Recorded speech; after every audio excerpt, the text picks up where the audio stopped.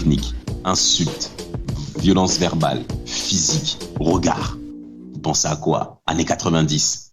Obligé à être des gars, ils vont revenir à la surface. Vlad. La bagarre. Le trash talk. Trash talk. Michael Trash talk. Jordan, Gary Payton, Quoi d'autre encore? Vas-y, Rafik. Charles Barkley. Ah, Sir Charles. Des mecs, ils étaient chauds mentalement. Des mecs qui étaient prêts à te rentrer dedans, surtout. À te rentrer dedans. Vous vous souvenez de la bagarre de Sir Charles avec Shaq? 99? C'est fort drôle. Ah, c'était bien drôle. Mais le pire, c'est que Charles Barkley a osé dire que Shaq, il fait trop le mec musclé, mais il a gagné aucune bagarre, aucune baston. Parce que Charles Barkley, il fait peut-être 2 mètres ou moins de 2 mètres à peu près pour 130 kilos. Mais il a mis par terre Shaquille O'Neal, les gars. Un vrai Osotogari des familles. Oh. Voilà, le judo. Non, c'est des vrais trash talkers. D'ailleurs, pour vous, c'est quoi le trash talking? Ben commence, Rafik, tu parles. Vas-y, c'est toi le. Je te demande, après je dirai ma définition, mais je peux te la donner en première, ma définition, il n'y a pas de souci. Vas-y, mon gars, on t'écoute. Bah, du coup, pour moi, le trash talking, c'est avoir la capacité, par des mots, par des gestes, un regard, à sortir son adversaire du match, à sortir son adversaire de son équipe, de la cohésion de son équipe, tout en restant, parce que ça c'est important ce point, tout en restant concentré et impliqué dans ses tâches et dans la cohésion de son équipe. Sinon, ça sert à rien de trash talker. Exactement. Vlad, tu suis le tempo? On parle des mamans ou pas? Vas-y, mon gars. Non, parce que bon, avouez, après c'est voilà le but premier du trash talk, oui, c'est en effet donc de faire sortir, on va dire les joueurs un peu de ses gonds et de pouvoir prendre l'ascendant psychologique sur lui, voire même son équipe derrière. C'est l'essence même en soi du basket. C'est la rue, quoi. Yes, c'est la rue. Alors, si on parle de rue, on peut parler de culture. Moi, je veux aller un petit peu plus loin et sortir un peu du cadre NBA. C'est même quelque chose qui est très ancré dans la culture sportive du sport américain. C'est-à-dire que soit même dans le foot US, que soit même en NBA, et surtout même dans le basket de rue, dans le sport de rue, il faut qu'on te rentre dedans. Il y a cet esprit de compétition que la culture américaine met en évidence. Et quel que soit l'endroit où il y a du sport, le trash talking va être valorisé par la culture américaine. Le but de rentrer dedans, de faire sortir de ton game, de faire basculer psychologiquement dans une mauvaise approche du match pour pouvoir te battre. Alors, c'est important de signaler que le trash talking, c'est pas personnel. C'est-à-dire, le but, c'est pas quelque chose de personnel. C'est clairement uniquement ancré sur la confrontation qu'on a par rapport au sport. Est-ce que, là, je vais parler des trash talkers actuels. Alors, moi, j'ai un mec que j'ai de suite en tête. C'est Joel Embiid avec Andre Drummond. Vlad, tu vois cette confrontation et tu vois comment Joel Embiid insulte et parle mal d'Andre Drummond. Andre Drummond qui est le meilleur rebondeur de l'NBA actuel, hein. Ok? Mais ouais, t'as Andre Drummond, ouais, qui prend cher, mais il y a aussi Karl Anthony Towns qui prend cher avec Embiid. Hein. Mais vous avez vu la bastonnade qu'il y a eu, les gars? Mais je suis désolé, hein. Moi ça fait du bien. Je sais pas pour vous, mais moi ça me fait du bien de voir des choses comme ça. Parce que les mecs enfin ils vivent leur sport, les gars. C'est ça qu'on aime voir. Moi j'ai besoin de ça. Bon, est-ce que vous avez un trash talker qui vient le premier en esprit, qui vous a le plus marqué? Et rappelez-nous l'événement, les gars. Rafik, l'événement majeur de ton trash talking. Michael Jordan. Michael Jordan, en fait, ça va pas être un moment précis, mais c'est comment il trash talkait avec les joueurs. Il avait un trash talking spécial.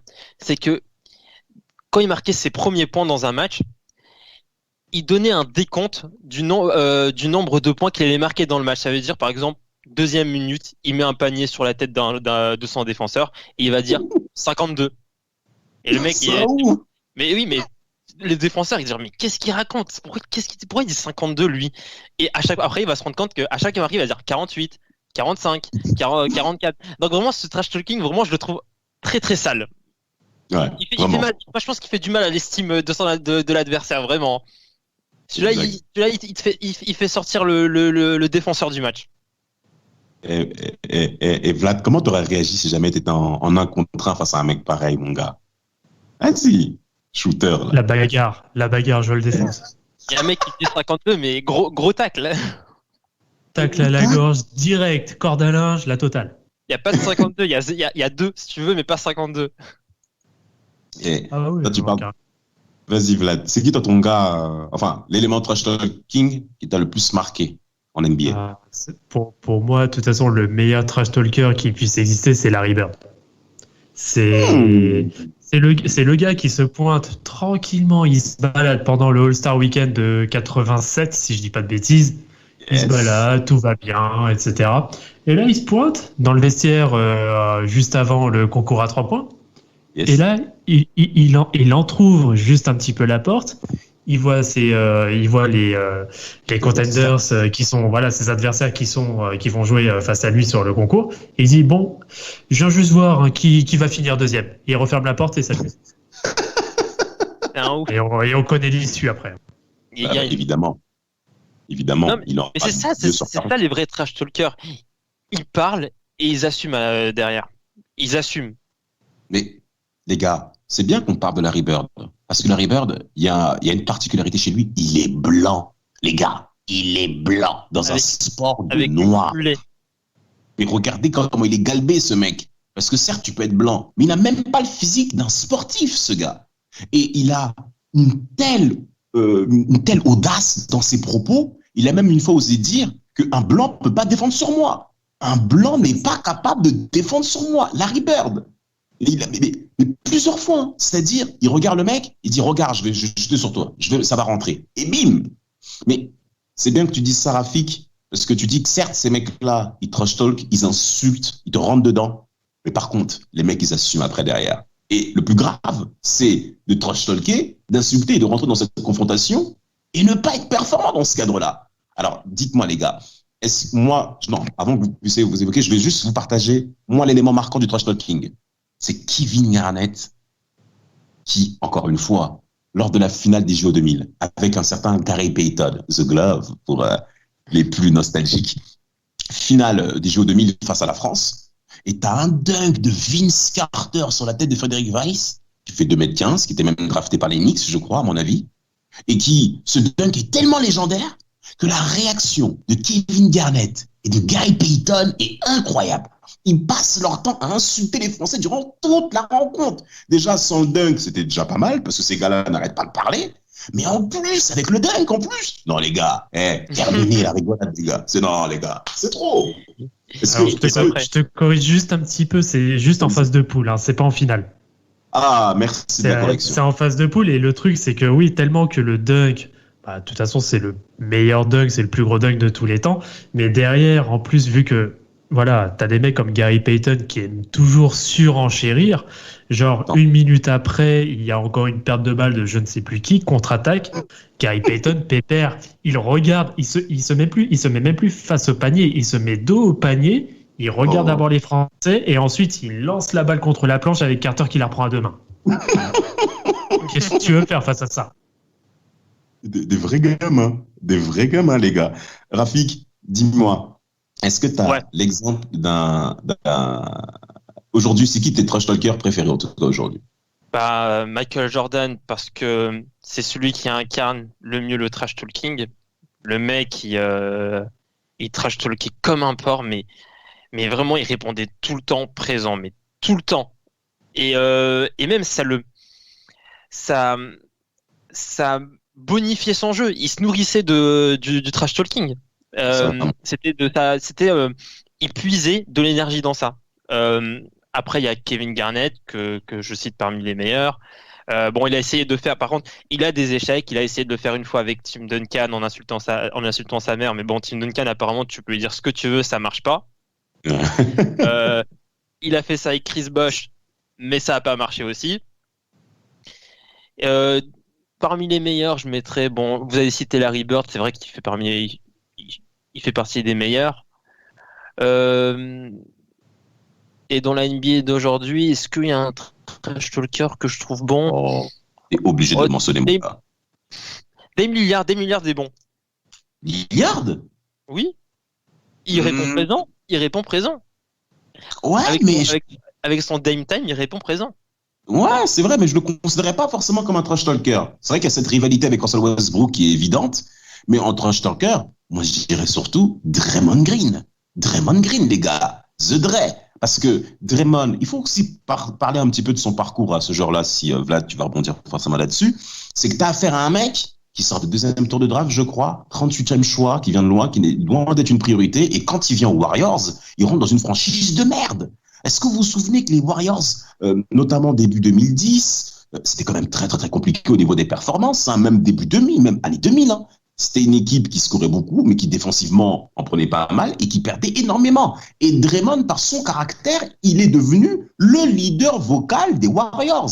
Alors certes, ça a un impact sur l'adversaire, comme on a dit depuis le début de notre intervention, mais c'est également un impact sur son équipe, bien sûr, sur son équipe. Sur son équipe, le mec, sur une action, il n'aura pas peur de te rentrer dedans. Il n'aura pas peur d'aller face à une situation. Et sur ce point-là, franchement, Draymond, Vlad, t'es obligé de le mentionner, mon gars. Oui, complètement. Et puis bon, c'est ce qui fait un peu son personnage aussi. Et derrière, après, par contre, derrière, notamment défensivement, le gars assume aussi ses actes. Il trash talk énormément, mais derrière, le gars est quand même solide en défense. Il n'a pas été défenseur de l'année non plus pour rien. Mais ouais, t'as lui, moi, celui que je préfère, on va dire, des temps actuels, moi, celui que j'aime bien, c'est Joel Embiid. Bon, après, derrière, c'est pas forcément toujours en sa faveur, mais voilà, il est là pour faire revenir un peu les bonnes, on va dire, les bases d'il y a quelques années. Il est toujours là, il est toujours là pour sortir une connerie à n'importe qui. Elles sont quand même incroyables, ces phrases. La phrase de j'ai des biens immobiliers dans la tête de André Drummond, elle est quand même incroyable. Parce que c'est vraiment ça, pour moi, c'est vraiment ça le trash talking. C'est vraiment, t'es installé dans le cerveau du gars. T'es installé avec un building. Mais il l'a complètement éteint sur ce match-là en plus. Exactement. Bon, après, Joel Embiid, malheureusement, pauvre de lui, c'est quand il perd en playoff, il pleure. On s'en souvient tous des pleurs qu'il a. Gamin. Gars, tu trash talk, faut pas avoir peur aussi d'avoir le retour à la rambarde. Hein. Je suis désolé. Moi, par rapport au trash talker aussi, on peut aller un peu plus loin au niveau des années. Hein, on va revenir là-dessus. C'est que tu as affaire à des mecs. Au niveau du trash talk, il y a la bouche, mais également le langage corporel. Et on peut parler de Reggie Miller, les gars. The Killer Man. Parce que Reggie Miller, il a le corps d'un mec où t'as l'impression que c'est pas... le mec, il est gringalé, on peut le dire. Il est gringalé. Exactement. T'as l'impression que c'est plutôt un coureur kényan qui est là pour les Jeux Olympiques. Mais par contre, il a pas eu peur de rentrer dans la tête de Michael Jordan. Est-ce que vous vous souvenez de ce cas? Il a aussi un vrai regard. Hein. Il a un regard quand même... il fait que son regard, il est hostile, son regard. Yes, c'est vrai. Alors, il y a cette action, je crois que c'était en saison régulière, où tu as Reggie Miller qui regarde Michael Jordan, qui commence à mal parler et qui commence à se battre directement. Mais il y a aussi une autre bagarre de Reggie Miller, dont je pense que plusieurs personnes vont se souvenir, c'est par rapport à Kobe Bryant. Les mecs se rentrent dedans, les gars. On arrive à la fin de la rencontre et t'as Reggie Miller qui commence à... Non, t'as Kobe Bryant qui commence à mal parler à Reggie Miller, et Reggie Miller qui prend plutôt mal, notamment de la part que ce soit un jeune joueur qui lui permette de lui parler comme ça aussi. Il faut aussi le mentionner. Hein. Il y a aussi ce rapport d'ancien jeune qui est là et qui permet à Reggie Miller de réagir immédiatement. Et il commence à en venir aux mains plusieurs. Non, les gars, en ce tombe, ils sont pas rigolants en NBA. Le nombre de bagarres qu'on a vu après les insultes, il faut que les plus jeunes aient accès à ça parce que concrètement, une routine d'un casque, on se permet de revenir dessus. C'est le feu.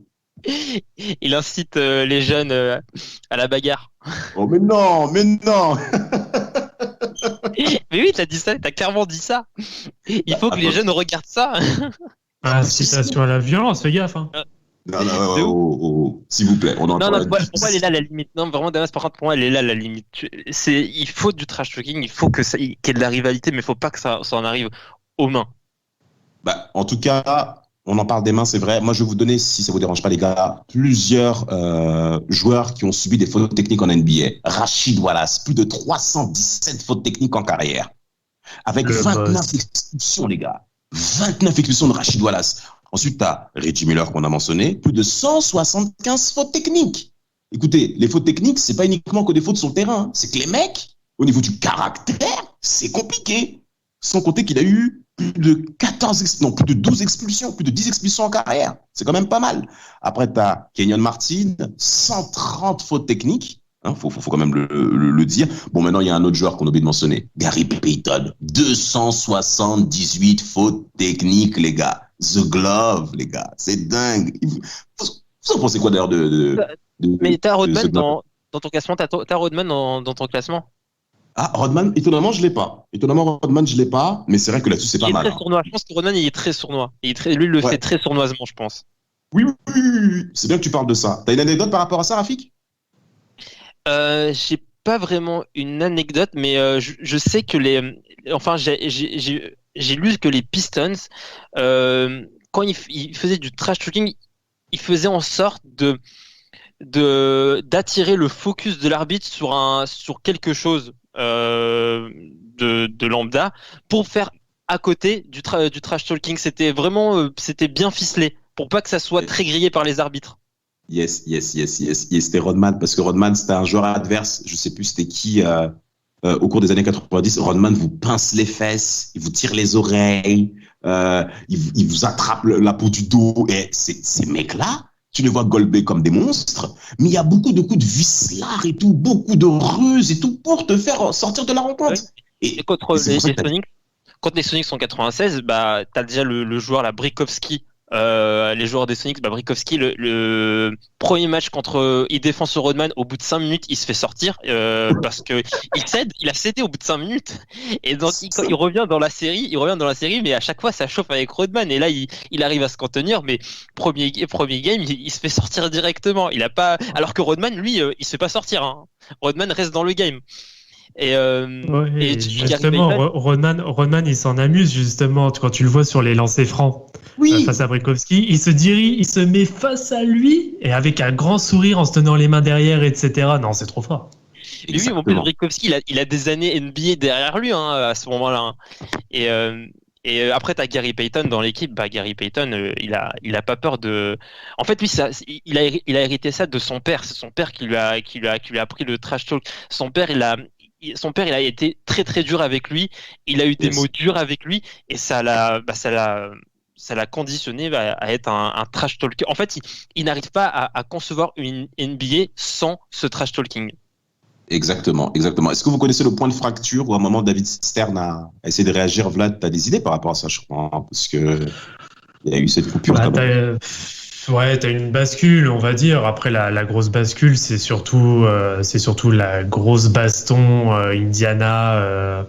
Indiana-Détroit qui fait vraiment la différence avec toute la politique de Stern aussi en 2005, si je me trompe pas, avec les histoires de dress code, le trash talk qui est carrément, on va dire, banni, hein, le moindre signe.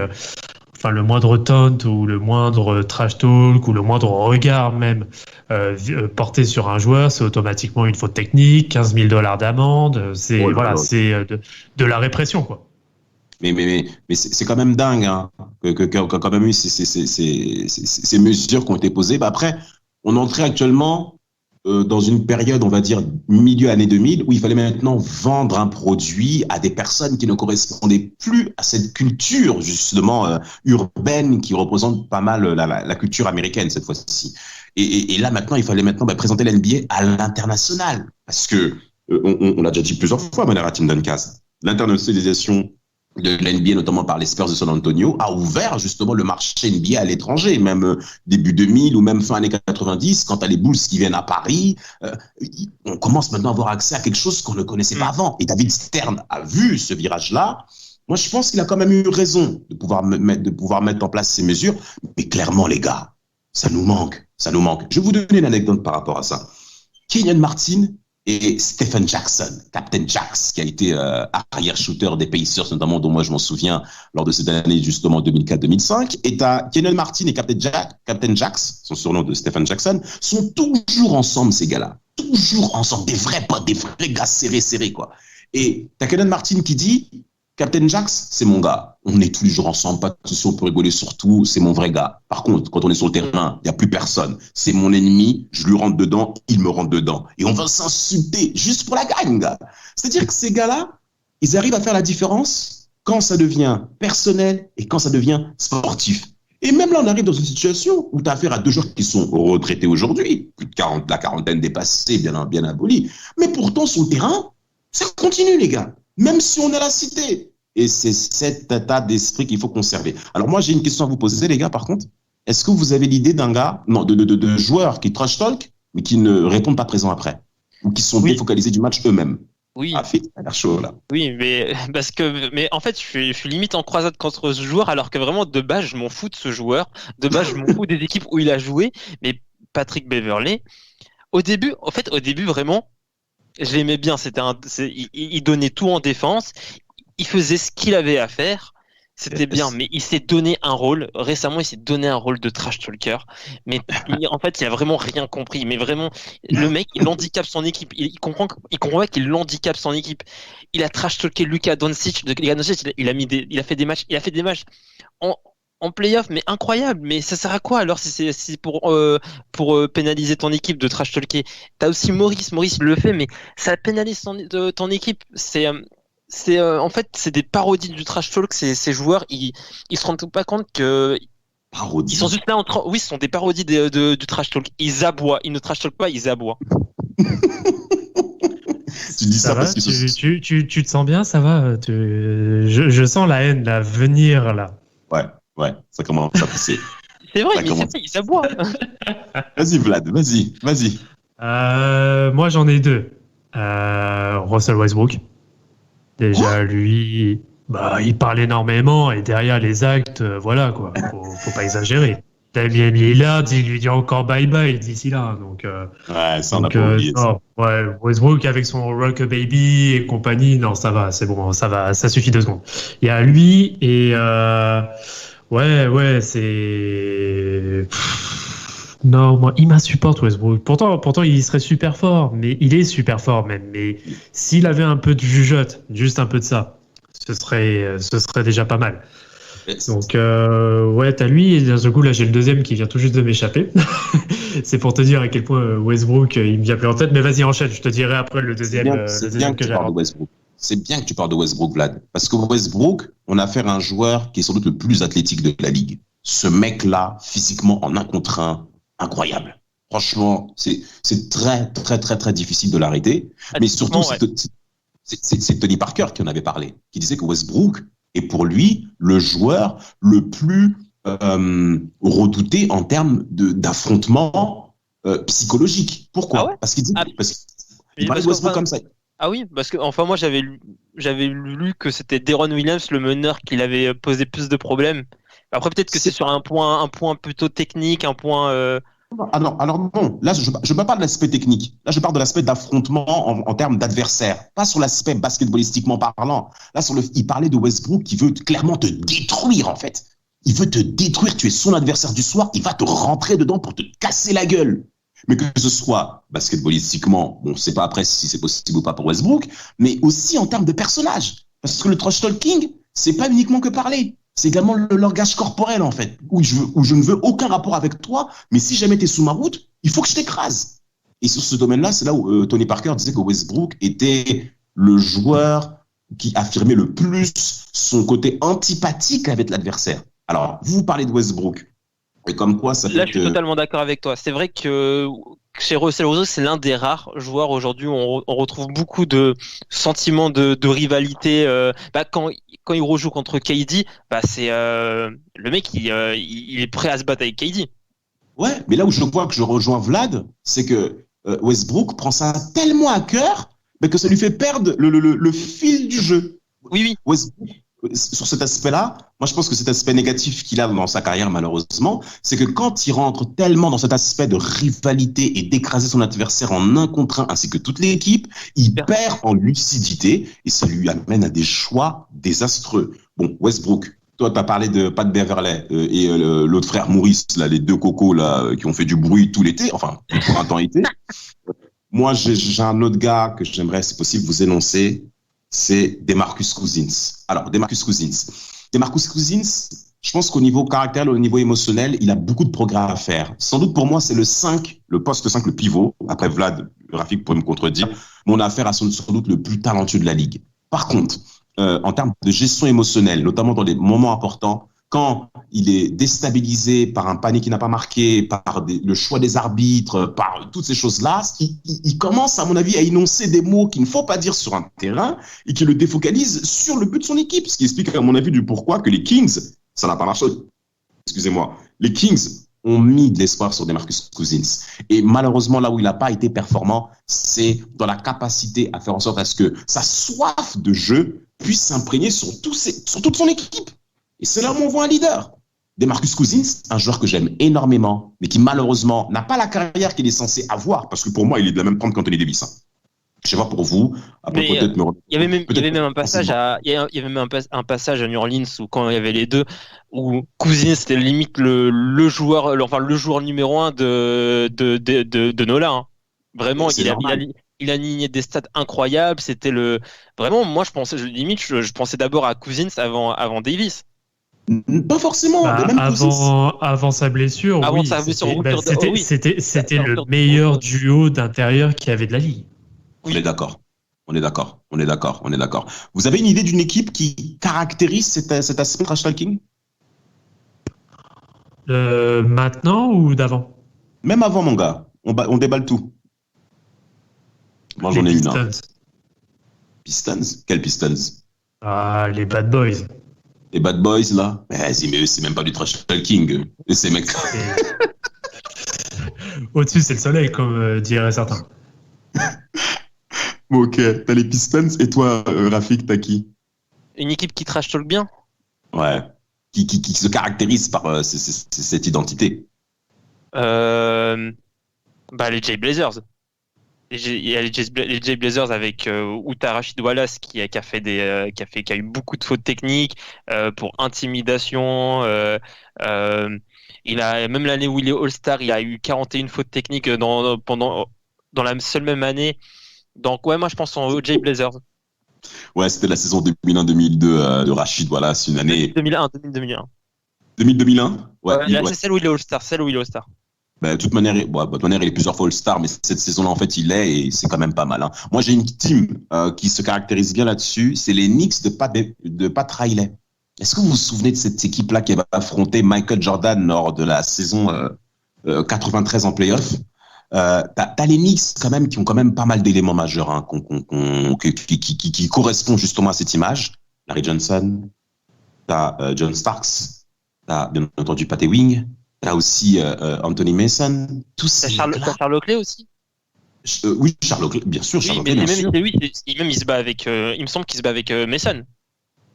Au cours de l'année. Au cours de l'année, tiens, comme c'est étonnant. Mais cette équipe-là, les Knicks se sont clairement identifiés à elle. Et il faut qu'on en parle un petit peu des Knicks parce que on a affaire à des supporters qui s'identifient beaucoup au fait de jouer dur, de tout donner sur le terrain. Et surtout, ça correspond à l'image de la ville, en fait, et même de l'Est en soi. Et le trash talking, si vous remarquez bien, la plupart des joueurs qu'on a mentionnés viennent de l'Est. C'est vrai que ça appartient à la culture de l'Est, je suis d'accord. C'est vraiment ancré par rapport à cette culture de l'Est-là. Et en plus de ça, t'as les Knicks de cette époque-là qui ont clairement utilisé cette image pour battre Michael Jordan. Pour vraiment battre Michael Jordan. Ils ne sont pas arrivés, à juste titre, par rapport en termes de talent, mais ils n'étaient pas loin, parce qu'ils ont fait quand même 4-3, je crois, lors de la saison 93. C'est bien ça, Vlad, je crois, 4-3 en demi-finale de l'Est. C'était pas loin par rapport à Je confirme. Ah bah parfait. Et franchement, même si cette équipe des Knicks était battue, mais elle peut se dire quand même qu'on a tout donné. Donc, franchement, trash talking actuellement. Alors, un joueur actuel, moi j'ai parlé de DeMarcus Cousins. Dans joueur passé, moi je dirais aussi Rashid Wallace, selon moi, parce que au cours des années 2000, Rashid Wallace était un joueur extrêmement talentueux, même l'un des plus talentueux de la ligue. Je pense que ça l'a aussi beaucoup déconcentré, le fait qu'il y ait ces crises de nerfs, qu'il y ait cette atmosphère-là, qui l'amène justement à ne plus être concentré comme il le fallait. Et ça, à mon avis, joue également dans son classement des meilleurs power forward des années 2000, où à la première place, on a bien entendu Tim Duncan. Dernier mot de la fin, les gars. Vous avez, quels sont, vous, l'avenir de trash talking en NBA aujourd'hui? Est-ce que c'est encore sa place, les gars? Non. Bah non. Non, non, c'est compliqué. Développez, les gars. Enfin, non, mais en fait, non, avec les mesures. Mais pour moi, c'est important qu'il y ait du trash talking parce que c'est là où on voit les joueurs les plus costauds mentalement. Quand tu te fais trash talker et que t'as pas les ressources mentales pour tenir ce trash talking, faire abstraction de ce trash talking, bah ta réussite au shoot va diminuer. En défense, tu vas être déconnecté de ton équipe. Tu vas peut-être être moins bon sur les rotations en défense, sur les switches. C'est des choses. C'est un outil pour gagner. Et c'est dommage qu'il n'y ait plus aujourd'hui en NBA. Alors, juste avant de faire cette petite conclusion sur ce qu'est le trash talk maintenant, j'ai mon deuxième joueur en fait qui est revenu entre-temps. C'est mon gars. Et d'ailleurs, je sais même pas comment j'ai pu l'oublier parce que c'est carrément viscéral en fait. Lui, c'est John Wall. Faut qu'il arrête tout de flex, faire ses gang signs et compagnie. Faut qu'il arrête. Faut qu'il arrête. Mec, si t'es un thug, retrouve-toi au coin de la rue à vendre de la drogue. Arrête, putain. Oh là là là là. Ouh. Vlad, c'est vraiment personnel. Hein. C'est personnel. Non, lui, honnêtement, je peux pas. Bon, voilà, parenthèse fermée. Sinon, sur le trash talk, en fait, maintenant, on va dire que tu as une sorte de trash talk 2.0 parce que donc maintenant, tu as les règlements et protocoles de la NBA qui font que sur le terrain, maintenant, c'est très compliqué de réussir à trash talk sans être forcément sanctionné. Mais maintenant, tout se fait par médias interposés, en fait. Maintenant, tu as tous les réseaux sociaux qui viennent, donc Instagram, Twitter, etc. Et c'est là, en fait, que tu vois que les pseudo-rivalités se construisent maintenant sur ces réseaux-là. Tu prends par exemple ce qui se fait entre Joel Embiid et Karl Anthony Towns, par exemple. Tu vas avoir la fameuse confrontation aussi Damian Lillard et CJ McCollum versus Russell Westbrook. Même dernièrement, quand t'as les Clippers qui sont sortis des playoffs, t'as CJ McCollum et Damian Lillard qui disent à Pat Beverley, bon bah ok, on te réserve une chambre à Cancun. Donc voilà, c'est différent maintenant. C'est une autre ère, c'est une autre façon de faire. Exact. Et moi, pour mot de la fin, je dirais le trash talk, inconsciemment, ça nous a attirés dans ce monde de l'NBA. Et aujourd'hui, faisons tout pour le garder.